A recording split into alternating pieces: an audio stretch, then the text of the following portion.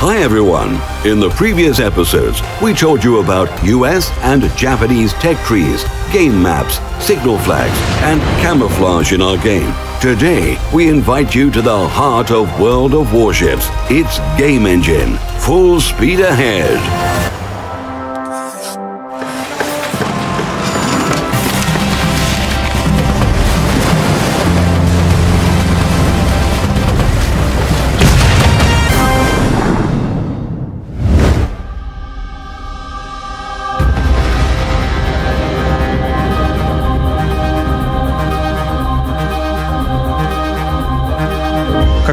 As a rule, when we talk about the engine, we mean the game client.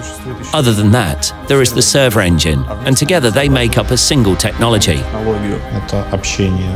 It is responsible for connecting the game client and the server, processing sound and graphics, and working with different input-output devices such as the mouse and keyboard.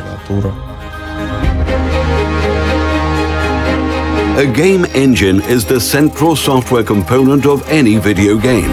It consists of two parts. One is the server platform. It enables millions of players to participate in the game simultaneously. The user account data is stored here. The server also calculates the game mechanics and carries out many important functions. The server platform interacts with the second part of the engine, the game client. It is responsible for processing graphics, interfaces, sound, physics, and many other things. And all this must work together as a single instrument, processing data in real time. For both World of Tanks and World of Warships, we use the server part developed by Big World. It's almost identical. We have a slightly different version, and of course the logic differs. They have tanks, we've got ships. However, the server engine is the same as in other wargaming projects.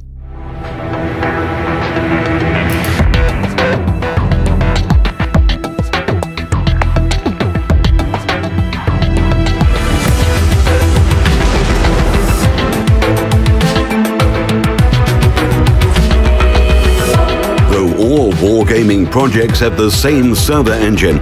The client parts of the game differ considerably. For this reason, the developers left the server side almost unchanged while putting serious efforts into improving the client part of the game engine.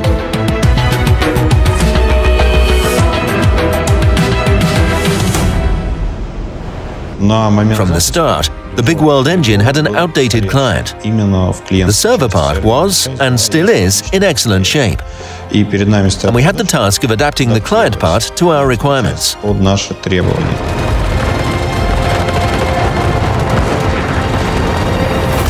were Korean MMO games that first used this technology. I don't think anyone remembers them today, not only here in Russia, but in Korea as well.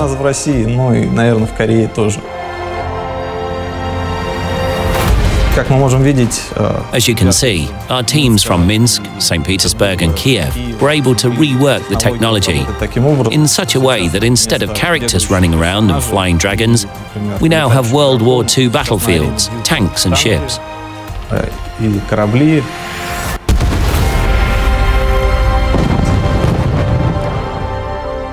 The client part of the game engine is, in essence, the interface of any game. And World of Warships is no exception. The St. Petersburg developers considerably modified the original Big World renderer, which is a program responsible for the visual component of the game. The specifics of the new project required it. Warships are the main characters of our game, and I think it's safe to say that they are our largest characters ever. A ship can be up to 300 meters long, but at the same time, even the smallest part must be highly detailed. Of course, in the first place, we seek to make our ships as close to the real life as possible. At the same time, they must be visually attractive from an artistic point of view. This sets high standards on the control of detail. If you get carried away, the game will overload even the most modern PC hardware. At the same time, if you don't use enough detail, you won't get the necessary level of visual quality. The water is another very important element of the game. In World of Warships, it is truly unique. The water looks different on each map. It is dark gray in northern regions. and light blue with sun glares near tropical islands. Waves run on the surface. The water is rippled by a ship's wake and shell explosions. But it wasn't always like that. The engine was designed for elves, and elves didn't have an ocean. They have mountains and mountain rivers. If you just go ahead and fill large areas with water in Big World, first of all, it will look like one big river. And second, the landscape will still be visible underneath. We don't need that. That's why we had to rework the structure of the scene. Our water is really unique. It can reflect sun rays and glare, the sky, and the sun itself.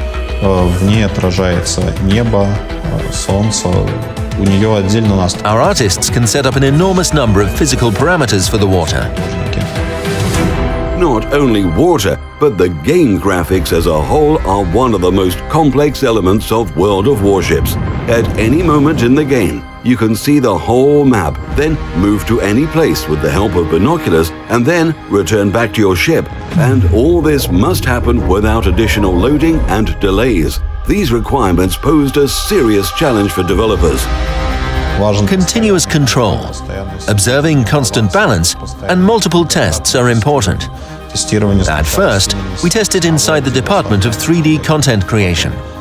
And then we transfer it to an external testing department. Sometimes, even the programmers come and tell us that an object has too many polygons. However, we can't forbid using high levels of detail, no matter the difficulties. We draw even the smallest rivets, doors, and windows. On the one hand, we draw all the technical details, different fixtures and parts. Even if we don't show something in geometry, we try to draw it in the textures as well as possible. At the same time, we should always keep in mind that our players have very different computers. That's why the developers test the game engine on dozens of different hardware configurations, starting with gaming laptops and ending with outdated office desktops. However, even such a thorough testing can't guarantee error-free performance. It is players who often find problems, thus helping the developers to further improve the game. In our projects, we always lay the groundwork for future prospects. We're going to introduce a range of new technologies in different areas. We work on renderer technologies that will allow us to take the graphics to a whole new level. Besides this, we are planning and working on new features and visual effects such as particles, explosions, ship deformation, and so on.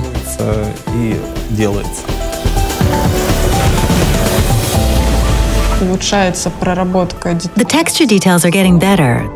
The more pixels, the more details, and the more realistic the picture looks.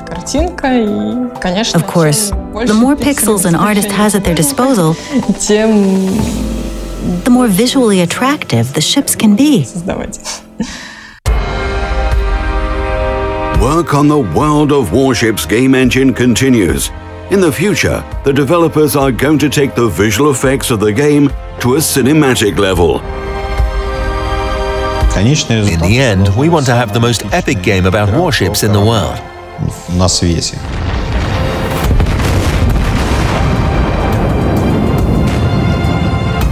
It must be as epic as a cinema blockbuster, with huge explosions, the roar of aircraft flying by, and with visual effects that look as real as possible.